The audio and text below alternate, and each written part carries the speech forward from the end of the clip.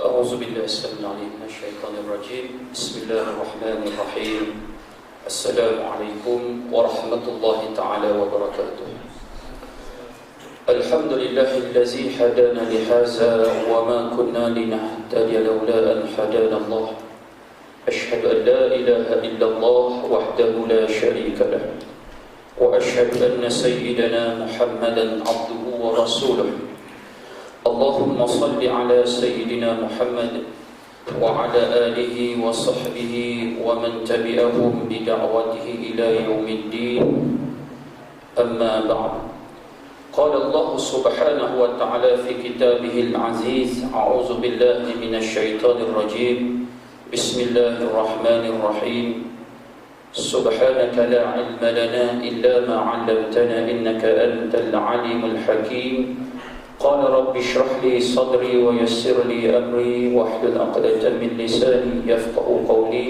أما بعد Alhamdulillah, syukur kita kepada Allah Subhanahu wa taala kerana pada malam ini masih lagi kita dapat bersama dalam majlis ilmu untuk kita menikmati sedikit santapan rohani.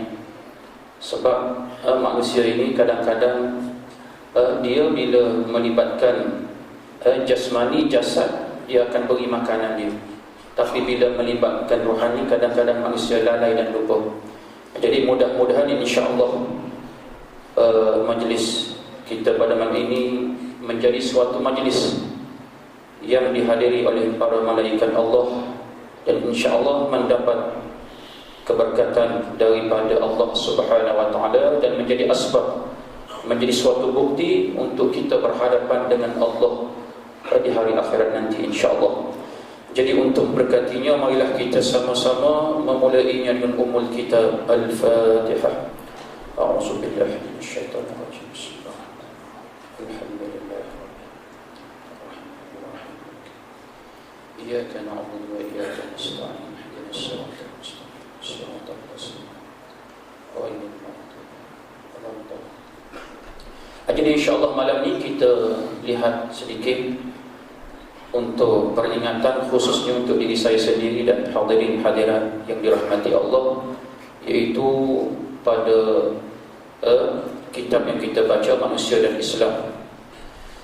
Jadi bagaimana pertemuan kita yang sebelum daripada ini, tuan kitab kita ini meletakkan iaitu syarat untuk kita mendapat keuntungan dunia dan akhirat, iaitu tidak boleh sesekali hambanya itu mensyirikkan Allah, mensyirikkan Allah Subhanahu wa taala.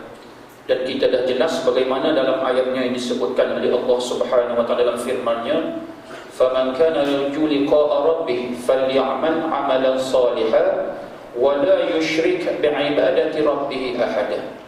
Dan maka sesungguhnya sesiapa yang nak berjumpa dengan Allah pada hari pertemuan di akhirat nanti, janganlah sesekali dia mensyirikkan Allah dengan sesuatu. Jadi sebab itulah bagaimana tuan kitab kita ini meletakkan pada akhirnya, iaitu suatu ayat daripada Al-Quran yang dirakamkan.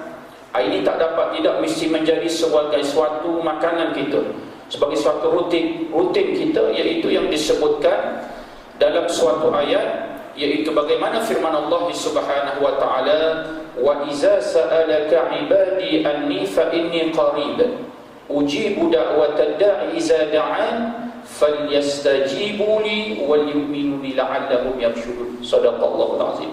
Jadi ayat ini menerangkan tentang doa. Jadi selalu kita sebut, selalu kita ulang dan selalu kita dengar bahawa Allah ini dia suka hamba dia minta, sebab itulah tanda kekuasaannya. Maka kalau seseorang hamba itu tidak meminta dengan Allah, jadi itu sebenarnya suatu perkara yang amat tidak disukai oleh Allah. Jadi tugas sebagai hamba, kata Allah, "Wa iza sa'alaka 'ibadi anni," dan apabila hamba-hamba aku itu bertanya, iaitu memohon kepada aku, "fa inni qarib," maka ceritakanlah wahai Muhammad, iaitu apa dia?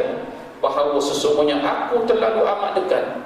Ujibu da'watad da'i iza da'an. Yakin dan percayalah, baik sangkalah kita dengan Allah, iaitu aku akan memperkenankan permohonannya. Cuma bagi lagi kita ini manusia, kadang-kadang bila kita mohon doa, ada kadang-kadang syaitan ni dia usik, cuba usik kita. Dia kata, buat apa kamu minta doa? Cuba lihat 100 yang kamu minta, ada Allah perkenankan. Kadang-kadang berapa? 90% pun tak ada. Kadang-kadang 1%. Sedangkan kita kena baik sangka dengan Allah, husnuzon. Kadang-kadang kata ulama, supaya kita melihat semua ini, dengan itulah merupakan hikmah kebijaksanaan Allah ke atas hambanya. Allah tidak beri apa yang hamba itu minta, tapi Allah beri apa yang hamba itu perlu.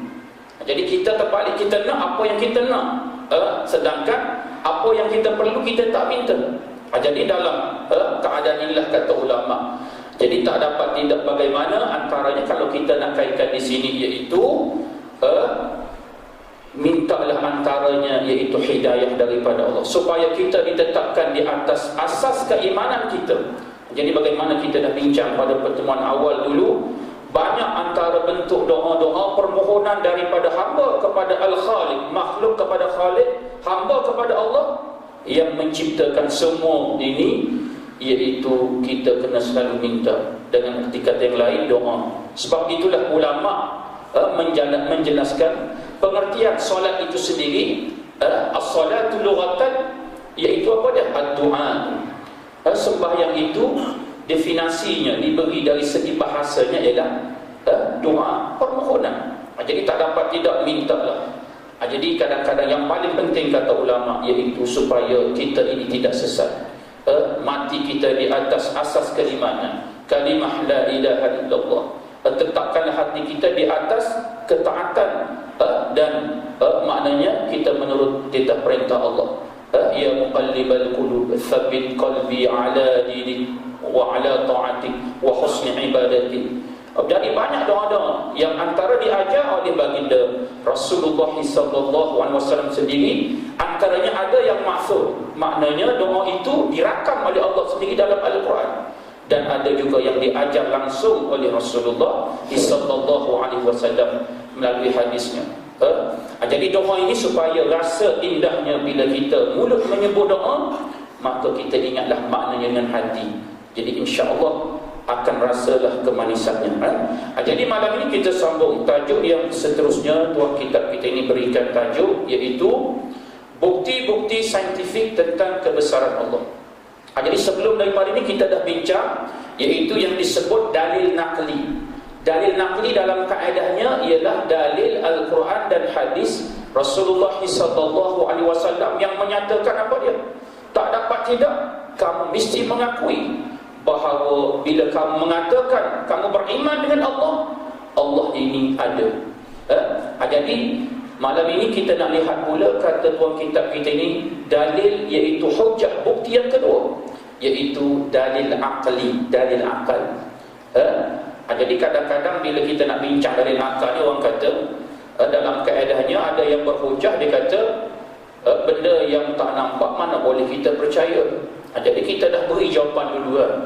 Jadi tak semestinya semua benda yang tak nampak itu tidak ada. Ada benda yang tak nampak. Buktinya apa dia? Otak kita. Cuba tanya orang, mana otak kamu? Dia kata tak ada. Buktinya apa? Kalau ditanya tak ada pun, tak nampak. Jadi confirm lah orang tu, ini tak ada otak. Sebab apa? Otak memang tak nampak, tapi kesannya ada. Sebab apa? Dia berfikir awal, dia bertindak apa saja. Jadi dalam keadaan dalil akli ini nak menyatakan bahawa kita kembali kepada dulu, nak mengenal, nak mengakui kebesaran Allah dengan dua dalil, dengan dua hujjah, dengan dua bukti, iaitu kata ulama dalam ilmu tafsir, iaitu ayatullah al-makru'ah, ayat-ayat Allah yang kita baca, iaitu apa dia? Al-Quran dan hadis Rasulullah SAW. Jadi adakah cukup dengan itu? Tidak. Ada satu lagi dalil, hujjah atau bukti, iaitu yang disebut dalil aqli. Dalil aqli itu apa dia? Hujjah, logik akal. Jadi sebenarnya apa yang membetulkan logik akal ini tak dapat tidak kembali kepada asasnya, iaitu Al-Quran dan hadis Rasulullah SAW. Itulah yang tuan kitab nak itu. Sebab kadang-kadang manusia dia rasa dia cerdik, tapi kadang-kadang apa yang dia lakukan yang dia rasa dia cerdik, dia hebat, sebenarnya bila bertentangan dengan peraturan Allah? Jawapannya sebenarnya sebaliknya. Jadi inilah yang kita nak lihat pada malam ini. Jadi berkatalah tuan kitab kita ini bahawa tajuk kita tadi, bukti-bukti saintifik, maknanya logik hujah akal tentang kebesaran Allah Subhanahu wa taala. Jadi di sini dinyatakan bahawa setelah kita huraikan dengan ringkas tentang keimanan kepada Allah Subhanahu wa taala, marilah kita kaji kewujudan Allah. Allah ini ada dengan apa? Keesaan dan segala kebesarannya dari segi dalil akli, iaitu yang disebutkan dalil saintifik atau ilmiah. Maknanya kadang-kadang ulama ini walaupun dianya asalnya tidak beriman, kadang-kadang bila dia dapat hidayah dengan kajian, dia menerima syahadah. Dan kadang-kadang ada juga yang tidak menerima kebenaran kerana tidak menerima hidayah Allah. Tapi dia mengakui bahawa bila dibuat kajian akan ada sebenarnya yang mencipta alam ini. Cukup hebat.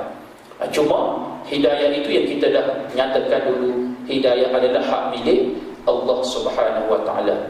Cuma yang kita ralat, yang kita bimbang ialah ada mungkin umat Islam kadang-kadang bila mengakunya namanya Islam, tapi seakan-akan mereka lah orang yang pertama sekali menidakkan adanya Allah Subhanahu wa taala. Buktinya apa dia?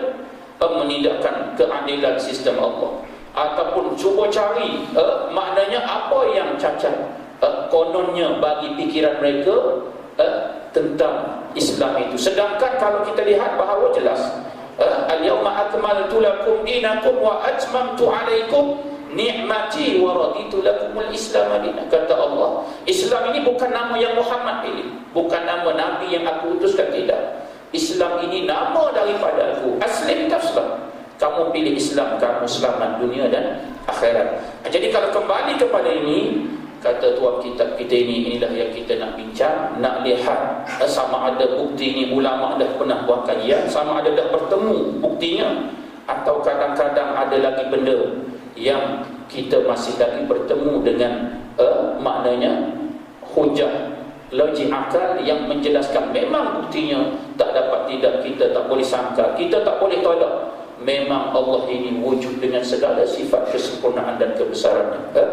Jadi kata tuan kitab kita ini lagi, sebenarnya kepercayaan kepada Allah, kepercayaan kepada Allah yang Maha Esa bukanlah sekadar dengan akal, tetapi dengan panduan wahyu atau yang dinyatakan dalil nakli yang disebutkan, yang dinyatakan oleh Allah kepada rasul-rasulnya.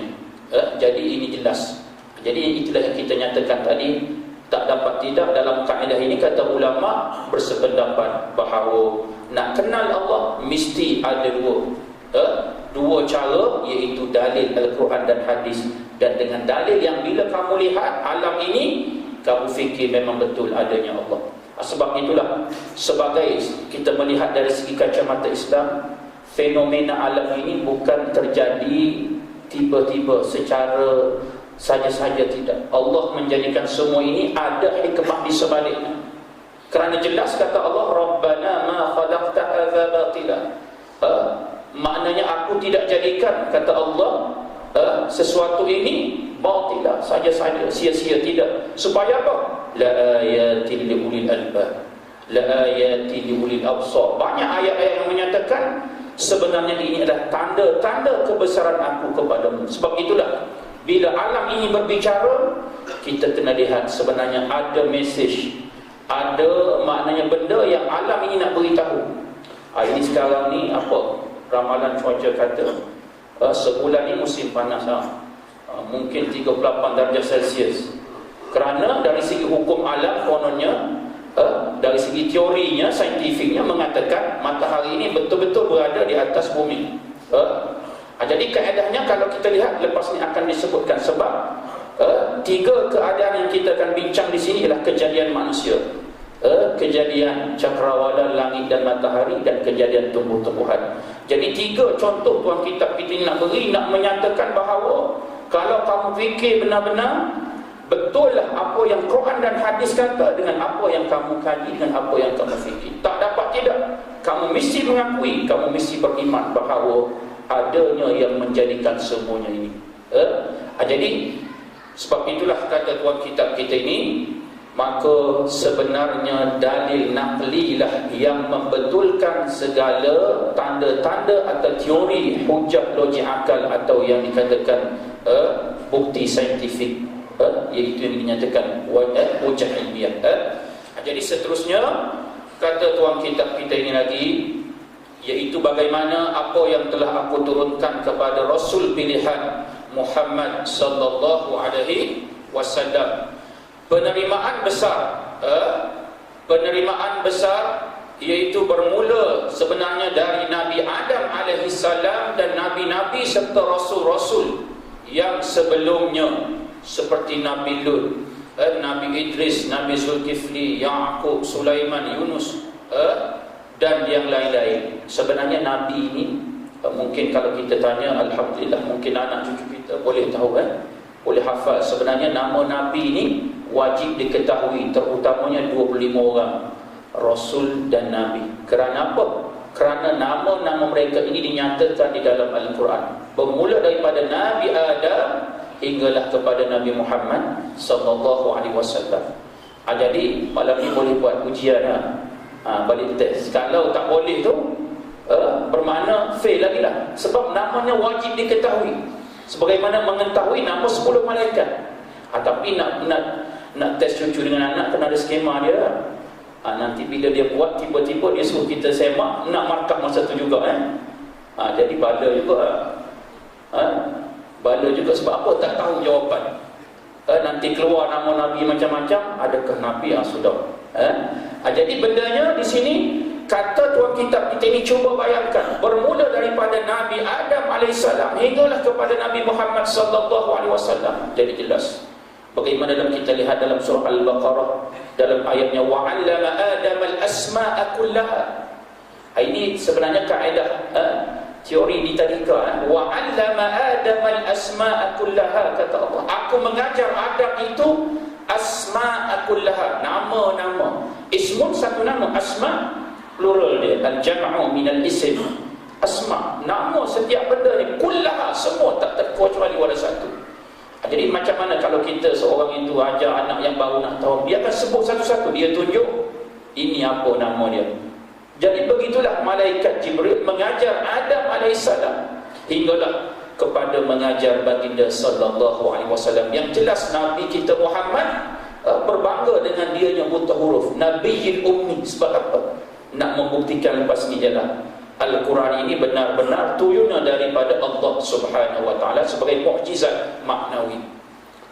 Buktinya kata ulama, belum kita bahas kali ini, cuba lihat surah yang paling pendek, surah yang 108 itu, iaitu apa dia, antaranya Al-Kautsar. Bagaimana ayatnya hanya 10 saja. Bila dibuat cabaran kepada orang musyrikin Mekah, sampai sekarang tak ada lagi yang boleh mereka surah sama seperti inna a'tainakal kautsar fashalli li rabbika wanhar inna syani'aka huwal abtar. Itu langkah selamat kalau nak jadi imam, baca surah itulah yang paling pendek. Cuma bila baca inna tu terpulanglah yang berikutnya. Cuma kaedahnya dia sedikit jangan kita baca tangkisus surah yang di awal dikemudiankan sebaliknya. Jadi kata ulama, bayangkanlah an ya'ti bimithli hadzal Quran la ya'tuna bimithli walau kana ba'dhum li ba'dhin zahira.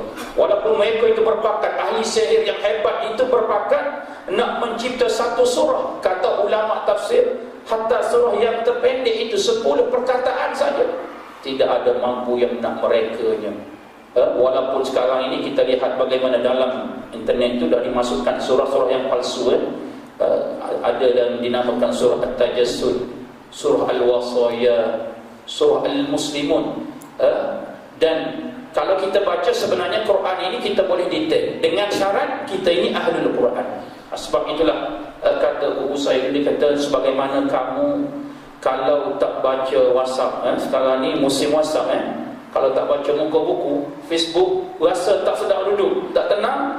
Begitulah kamu kena ada suatu perasaan. Kalau tak baca Al-Quran setiap hari, kamu rasa bersalah. Tapi kalau tak ada rasa apa, tak baca Quran, tak jadikan sebagai rutin, kalau tak baca Quran tak ada rasa bersalah, jadi ada yang tidak kena pada hati kamu. Sebab itulah kata ulama, afala yatadabbaruna al-Quran am ala qulubin aqfaluha. Itu belum akibat baca. Tidak, bila kamu baca, kamu menghayati maknanya, ataupun dalam diri kamu itu ada kufrun, maknanya benda yang menutup hati kamu.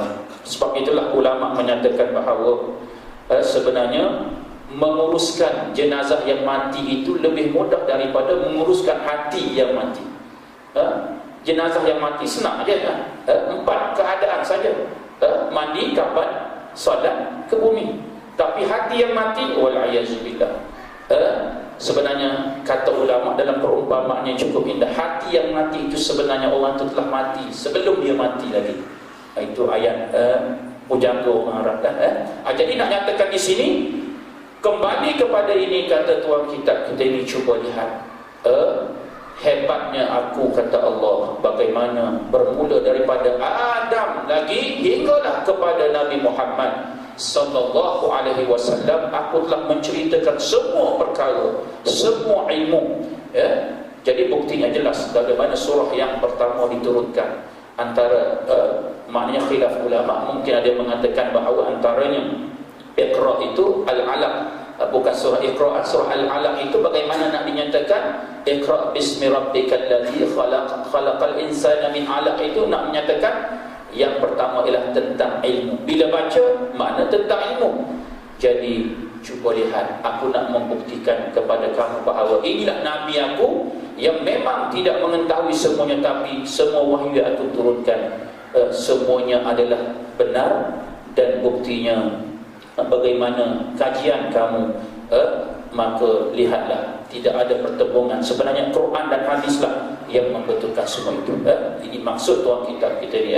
Okey, seterusnya dinyatakan lagi oleh tuan kitab kita ini, iaitu bagaimana kemunculan Al-Quran ini sebagai suatu mukjizat bersama Allah mengutuskan Nabi Muhammad sallallahu alaihi wasallam yang membawa ajaran yang jelas dan pasti, iaitu tentang ketuhanan yang Maha Esa. Sebab itulah selalu kita sebut bahawa Quran ini dinamakan mukjizat. Satu-satunya mukjizat yang masih ada ialah Al-Quran. Cuma mukjizatnya bukan hissi, mukjizatnya ialah maknawi. Apa makna maknawi? Maknanya kena baca, kena kaji, kena gali, kena cari apa maklumat yang berada dalam Al-Quran. Jadi sebab itulah perkara yang kita nyatakan, supaya tidak rasa jemu bila baca Al-Quran. Bila kita baca, cubalah kita belik-belik lihat maknanya, dan maknanya kita tingkatkan mutu lagi, lihatlah tafsirnya. InsyaAllah kita akan merasakan kehebatan Al-Quran. Sebab itulah Quran ini sifatnya kalamullah al-mu'jiz al-munazzal ala sayyidina Muhammad al-muta'abbad bitilawati, iaitu sifat Al-Quran, iaitu dalam definisi kata ulama, mukjizat yang diturunkan kepada Nabi Muhammad al-muta'abbad bitilawati. Hukumnya membacanya adalah ibadah, walaupun tak tahu, tanpa niat, tapi satu-satunya yang dikira sebagai ibadah ialah kalamullah, iaitu Al-Quran yang 6236 ayat itu. Jadi di sini jelas kata tuan kitab kita ini, inilah dia panduan kepada agama yang benar. Seterusnya, tugas Al-Quran bukanlah untuk memberi jawapan, tapi kita kena ingat, kata tuan kitab kita ini, sebenarnya tugas utama Al-Quran bukanlah untuk memberi jawapan kepada pemikiran manusia tentang persoalan-persoalan alam semesta dan jagat raya. Ini bahasa dulu. Jagat raya ni apa dia? Segala benda yang ada di angkasa raya. Ini mungkin kita dah, bagaimana kita dah buat seminar pada tahun lepas, iaitu dia panggil ilmu falak wal kauni. Tentang ilmu cakrawala ni dia ada ahli dia, iaitu astronomi. Dia mengkaji benda-benda yang macam ni.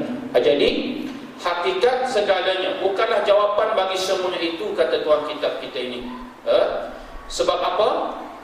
Kerana sesuatu benda dari segi ilmiah memiliki secara terperinci. Maknanya bukanlah Quran ini sekadar nak beri jawapan kepada persoalan semua yang aku nyatakan tadi, tetapi kitab suci Al-Quran ialah kitab Allah untuk memberi petunjuk dan panduan kepada manusia tentang kehidupan dari segi agama dan dunia, supaya manusia dapat hidup dengan aman, damai.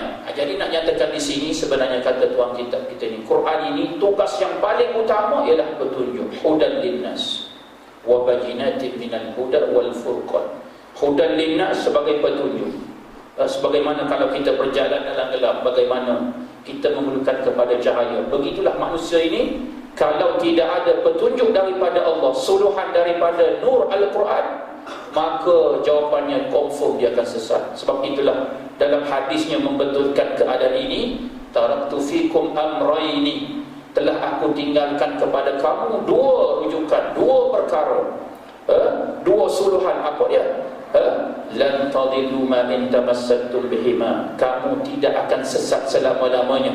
Dalam hadis ini dinyatakan lan tadillu, tidak akan sesat selama-lamanya. Ini jaminan daripada Rasulullah sallallahu alaihi wasallam, sadiqul masduq, yang jelas bercakap dengan maknanya apa yang dijaga lisannya daripada Allah Subhanahu wa taala.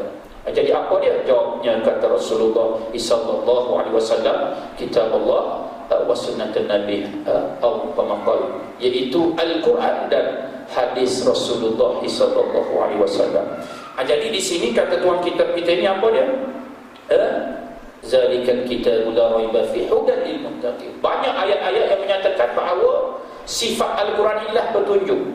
Sebenarnya jawapannya mudah. Sebab apa manusia ini sanggup melampaui batas, melakukan perkara maksiat bertentangan dengan apa yang Allah suruh? Kerana sebenarnya dia tidak mendapat petunjuk daripada Allah Subhanahu wa taala. Jadi petunjuk ini, apa yang kita nyatakan tadi, hidayah Allah, kita kena mohon dengan Allah. Dan bila kita mohon nak menjadikan hidayah ini jelas kepada kita, maka tak dapat tidak, supaya tetap dia kena ada cara-cara dia yang menyebabkan akidah ini tidak terpesong. Sebab itulah bagaimana Allah rakamkan dalam Al-Quran, yang benda ini kita jadikan doa ma'thur dalam doa harian kita. Rabbana la tuzigh qulubana ba'da idh hadaitana wa hab lana min ladunka rahmah innaka antal wahhab. Ya Allah, la tuzigh qulubana, jangan kamu palingkan hati-hati kami. Sebab hatilah tempat menerima pancaran hidayah Allah, iaitu pancaran nur Al-Quran. Ba'da iz hadaitana, setelah kamu memberikan kami, ya Allah, iaitu hidayah kamu kepada kami. Maka kata ulama, jadi mintalah dengan Allah, sesungguhnya innaka antal wahhab. Mengakulah dengan Allah dengan al-thana, kata pujian bagi Allah. Innaka antal wahhab, sesungguhnya kamu maha pemberi. Jadi di sini, sebab itulah yang kita takuti kadang-kadang dalam maksud hadis yang cukup panjang, seseorang itu beramal dengan amalan ahli syurga, tiba-tiba waliyazubillah, kesudahannya boleh menjadi dia daripada ahli neraka. Dan kadang-kadang seorang itu dia beramal dengan amalan ahli syurga, dengan rahmat Allah dan dengan sebab dia mendapat hidayah Allah, maka dia menjadi ahli syurga. Jadi kita dengar kadang-kadang bagaimana sahabat kita, bila dia memeluk Islam, asalnya bukan Islam, dia berjaya mempengaruhi mungkin ibu atau bapanya, alhamdulillah, sempat mengucap saja, tak berapa lama lepas itu ibu bapanya yang asalnya bukan Muslim itu, bila mengucapnya maka telah dijemput oleh Allah. Itu mungkin tepat hadisnya mengatakan kaedahnya sebegitu. Tapi kadang-kadang seorang itu dilahirkan dalam keadaan keluarga Muslim, wal-iyazubillah, mungkin menyebabkan dia jatuh murtad, wal-iyazubillah. Jadi benda inilah yang ditakuti oleh sekalian alim ulama berdasarkan pesanan daripada baginda Rasulullah sallallahu alaihi wasallam. Kerana mulianya manusia ini dengan sebab Islam yang ada pada dirinya. Sebab nikmat yang paling besar ialah nikmat iman dan Islam. Okey, seterusnya, jadi di sini kata tuan kitab kita ini, walaupun demikian ayat-ayat Al-Quran membawa banyak pengertian yang halus, sama ada langsung atau tidak langsung, tapi tidak dinafikan. Walaupun aku mengatakan bukan sekadar jawaban, tapi sebagai tugas utama petunjuk, tapi kita memang mengakui bahawa Al-Quran inilah sebenarnya membetulkan teori kajian ilmiah yang kita nyatakan kajian saintifik, betulnya hakikat sesuatu kejadian, iaitu terhadap hakikat ilmiah dan saintifik mengenai perkara-perkara alam seperti persoalan manusia. Ini akan disebut oleh tuan kitab kita ini, iaitu yang pertama ialah kejadian manusia. Akan dinyatakan nanti lepas ini dengan ayatnya, bagaimana kejadian manusia ini daripada asal benih yang hina, tidak ada nilaiannya sedikit langsung kecuali dia menerima akidah atau Islam sebagai cara hidupnya. Keluarnya dari tempat najis, puan najis, tapi mulianya dengan sebab apa? Diberi akal dan dia menerima hidayah Allah Subhanahu Wa Taala. Jadi persoalan ini kata tuan kitab kita ini yang pertama, iaitu persoalan manusia. Jadi kita dah sebut manusia ini daripada perkataan Arab nasyayansa. Manusia maknanya mereka yang sering lalai dan lupa. Nasya, al-nisyan. Innal insan la yakhlu anil khata'i wan nisyan. Manusia tak akan lari lepas daripada al-khata' wan nisyan, salah dan lupa. Cuma janganlah jadikan alasan buat apa, nak buat macam mana manusia, bukan malaikat. Memang tahu bukan malaikat. Bila kamu manusia telah kamu kena jaga hakikat kejadian kamu sebagaimana yang dinyatakan oleh Allah Subhanahu Wa Taala. Okey, seterusnya antaranya di sini kedoktoran. Jadi banyak ayat-ayat Al-Quran dan dalam hadis membetulkan. Cuma dinyatakan secara dasarnya ayat tentang kedoktoran.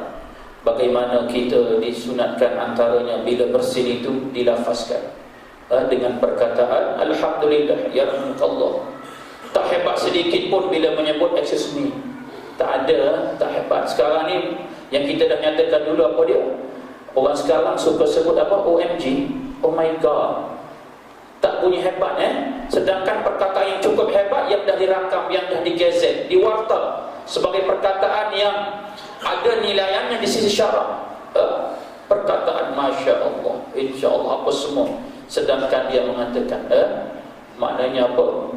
Semoga selamat. Sedangkan Allah mengatakan Hafizahullah. Banyak perkataan-perkataan. Jadi kalau kita nak nyatakan tadi, bersing saja Islam boleh mengatur. Carilah mana-mana ideologi ataupun ajaran, masuk tandas, keluar tandas pun diatur oleh Islam. Tak ada agama yang lain yang paling sempurna. Bagaimana diaturnya, melangkahnya dengan kaki mana, nak keluar daripada tandasnya kaki apa, bacaan doanya. Dan kalau diamati doa itu sebenarnya cukup jelas. Ya Allah, ya Tuhanku, maka jauhlah aku daripada al-adha, daripada penyakit. Jelas. Cuba kita pergi hospital, mungkin kita boleh buat semaan, tanya pakar rawatan doktor tu, bagaimana kesakitannya orang yang tak boleh kencing. Memang cukup menyeksakan. Jadi mengapa diajar kita bila keadaannya qada hajatnya ada cara-cara. Bermakna di sini kalau kita nak nyatakan akan dibuktikan nanti oleh tuan kita ni.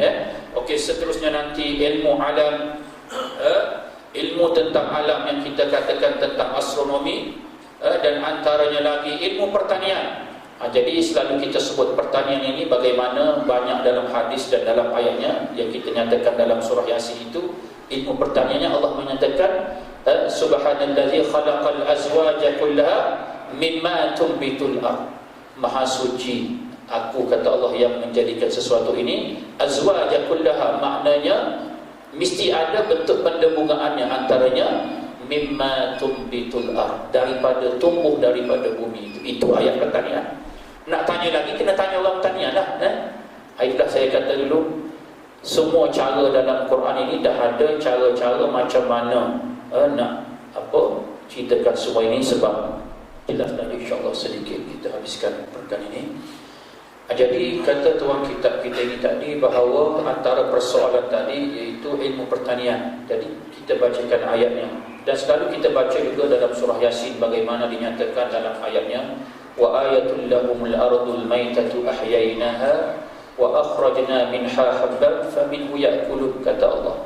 Dan antara dalil-dalil bukti iaitu yang senang untuk mereka memahami kekuasaan dan kemurahan kami, kata Allah, iaitu bagaimana bumi yang mati itu ahyainaha wa akhrajna minha, kami hidupkan dia serta kami keluarkan daripadanya habban, biji-bijian, faminhu ya'kulun, maka mereka makan daripada biji-bijian itu, sama ada bendanya gandum kalau tempat kita padi. Jadi sedangkan kata ulama mentafsirkan surah ini bagaimana nak dinyatakan, kadang-kadang manusia ini dia rasa hebat. Bila puji sedikit, cuba kamu lihat bagaimana di negara Afrika, tempatnya yang tidak ada hujan, tidak ada air, bagaimana buminya kering kotak. Tapi bagaimana Allah mengatakan bahawa aku menjadikan semua itu dengan mereka berfikir, diberi akal. وَجَعَلْنَا فِيهَا جَنَّاتٍ مِّن نَخِيلٍ وَأَعْنَابٍ وَفَجَّرْنَا فِيهَا مِنَ الْعُيُونِ. Al-uyun, tiba-tiba dengan sebab akal dan ilmu mereka kaji, tapi aku dah nyatakan asasnya dalam Quran, maka kami jadikan di bumi itu yang asalnya tidak ada sumber air, oleh kerana ada mata air al-uyun itu, maka hasilnya nakhilin wa a'nabin, kebun-kebun kurma dan anggur. Jadi di sinilah kalau kita nak nyatakan, ini kata guru saya ni, dia kata pasal apa orang bila ke hospital yang dia buat pergi buahnya anggur, kadang-kadang bala juga masa sihat cucu tak ingat pada datuk, anak tak ingat pada ayah dia, masa sihat tak pernah beli anggur, tiba-tiba masa sakit terbalik beli anggur. Jadi mungkin dia ambil ayat ni kot, wallahu alam, min nakhil wa a'nabin. Cuma nak nyatakan di sini, cuba lihat kata Allah, pasal apa kamu rasa hebat sangat, tiba-tiba semua aku jadikan ini sebenarnya daripada kekuasaan aku. Kamu ini hanya sedikit saja bila berfikir kononnya nak hidupkan tumbuhan ini mestilah sifatnya memerlukan air. Jadi itulah sedikitnya. Sebab itulah sambungan ayat liyakulu min thamarihi, bagaimana nak dinyatakan bahawa kamu makan daripada buah-buahannya, min thamarihi wa ma amilat suhaidihim, iaitu daripada apa yang kamu usahakan. Tapi kena ingat, cuba baca ayat yang hujung itu, kata Allah, afala yashkurun. Jadi kalau kita baca terjemahan, dia sebut apa dia? Adakah mereka ini tidak bersyukur? Jadi kalau kita nak kata perkataan kasarnya, jadi tak tahu terima kasih langsung kamu ni. Sebab apa? Makan makanan aku, buah-buahan apa yang aku hidupkan, usaha kamu sikit saja, tiba-tiba kamu menjadi musuh yang nyata kepada aku. Ini apa jawapannya? Jadi sebenarnya kata ulama, inilah antaranya tadi, dan antaranya lagi ialah ilmu falak, ilmu antropologi dan ilmu biologi dan sebagainya. Jadi yang kita nak ambil malam ni satu lagi, bagaimana dalam ilmu falak ini, iaitu dalam surah Yasin juga dinyatakan, iaitu bagaimana Allah menyatakan lasyamsu yanbaghi laha an tudrikal qamara wa al-laylu sabiqun nahar wa kullum fi falakin yasbahun. Ayat ini kita akan nyatakan cara panjang lebar dalam perbahasannya nanti. Cuma maksudnya secara ringkas iaitu lasyamsu yanbaghi laha an tudrikal qamar wa al-laylu sabiqun nahar. Iaitu bagaimana nak dinyatakan, cuba kamu lihat, kata Allah, inilah antara juga tanda kebesaran aku, kata Allah, iaitu cahaya matahari itu akan hilang bila adanya cahaya bulan dan sebaliknya. Dan kedua-dua ini, matahari dan bulan, tidak pernah berlawan di antara satu sama lain. Tak pernah pun berlaku dalam sejarah manusia masing-masing nak menunjukkan cahayanya, tidak. Semuanya, kata ulama, mengikut sunnah peraturan Allah, kecuali bila? Kecuali bila tibanya kiamat. Sebab itulah ulama merungkaikan perkataan hujung tu, wa kullun fi falak, Setiap sesuatu yang kita katakan jagat raya tadi, setiap cakrawala ini beredar di atas orbitnya. Tak nampak, tapi mereka tu bergerak. Bagaimana kaedahnya? Sebab mereka itu dikawal oleh satu kuasa yang tak lain tak bukan ialah Allah Subhanahu wa ta'ala, yang bersifat dengan segala sifat kesempurnaan. Sebab itulah saya dah pernah sebut dulu, wa kullun fi falak. Kullun fi falak itu kalau diceraikan, ayat yang 40, kullun fi falak, maknanya setiap sesuatu beredar di atas orbitnya, landasannya. Kaflam fa'ya fa'lam kaf. Cuba kita baca daripada depan ke belakang, belakang ke depan pun maknanya akan boleh dibaca sama. Kullun fi falakin, kullun fi falakin. Bila diceraikan hurufnya, Allah boleh atur, maknanya setiap sesuatu beredar di atas landasannya. Kalau kamu baca daripada belakang pun maknanya akan sama. Jadi nisbahnya ialah sebagai suatu bulatan, dan paksinya itulah bagaimana ulama mengatakan nisbahnya. Cuba kamu lihat, selagi mana hikmahnya ada orang yang tawaf di Baitullah, selagi itulah tidak adanya maknanya datangnya hari kiamat. Dan kamu akan lihat suatu hari nanti keadaannya bagaimana fitnah bila Dajjal muncul, maka berlakulah perlanggaran antara semua planet-planet yang aku jadikan ini. Jadi kesimpulan yang ringkas, itulah untuk sedikit peringatan dan pencerahan ilmu dan santapan rohani, khususnya untuk diri saya sendiri dan hadirin hadirat jemaah sekalian. Dan insya-Allah kita akan sambung pertemuan akan datang, iaitu 3 tanda kebesaran Allah yang kita nak bincang, yang disebutkan oleh tuan kitab kita ini, iaitu yang disebutkan dalil akli. Yang pertama ialah kejadian manusia dari segi dalil akli, kita dah nyatakan dari segi dalil akli. Yang kedua ialah proses kejadian alam ini, bumi, matahari dan segalanya. Dan yang ketiga ialah kejadian siang dan malam.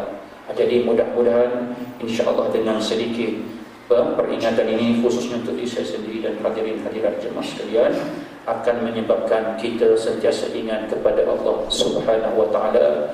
Kerana kita ini bila-bila masa saja boleh dijemput oleh Allah Subhanahu wa ta'ala, dan kita mohon kepada Allah, mudah-mudahan insya-Allah kita sentiasa mendapat hidayah Allah dan dipandu dengan petunjuknya, supaya insya-Allah kalimah yang terakhir yang kita lafazkan ialah kalimah la ilaha illallah, dan insya-Allah kita mendapat apa yang dijanjikan oleh Allah Subhanahu wa ta'ala dengan asbab hidayahnya. Jadi itulah sekadar untuk malam ini. Mudah-mudahan insya-Allah adalah sedikit perkara yang boleh kita renung dan fikirkan untuk menjadi santapan rohani kita. A'udzubillahi as-sami'il 'alim minasyaitonir rajim. Bismillahirrahmanirrahim. Alhamdulillahi rabbil alamin. Wassalatu wassalamu ala asyrafil anbiya'i wal mursalin wa ala alihi wa sahbihi ajma'in. Allahumma fakkihna fid din wa 'allimna at-ta'wil. Allahumma fakkihna fid din wa 'allimna at-ta'wil. Allahumma fakkihna fid din wa 'allimna at-ta'wil. Allahumma ya muqallibal qulub thabbit qulubana 'ala dinik wa 'ala ta'atik. اللهم اختم لنا بحسن الخاتمة ولا تختم علينا يا الله بسوء الخاتمة. ربنا لا تزغ قلوبنا بعد إذ هديتنا وهب لنا من لدنك رحمة إنك أنت الوهاب. اللهم إنا نعوذ بك من علم لا ينفع ومن قلب لا يخشع ومن نفس لا تشبع ومن عين لا تدمع ومن دعاء لا يستجاب له برحمتك يا أرحم الراحمين. ربنا آتنا في الدنيا حسنة وفي الآخرة حسنة وقنا عذاب النار وقنا عذاب النار وقنا عذاب النار. ربنا تقبل منا دعاءنا إنك أنت السميع العليم وتب علينا يا الله إنك أنت التواب الرحيم. سبحان ربك رب العزة عما يصفون والسلام على المرسلين والحمد لله رب العالمين. تقبل الله منكم منا ومنكم تقبل.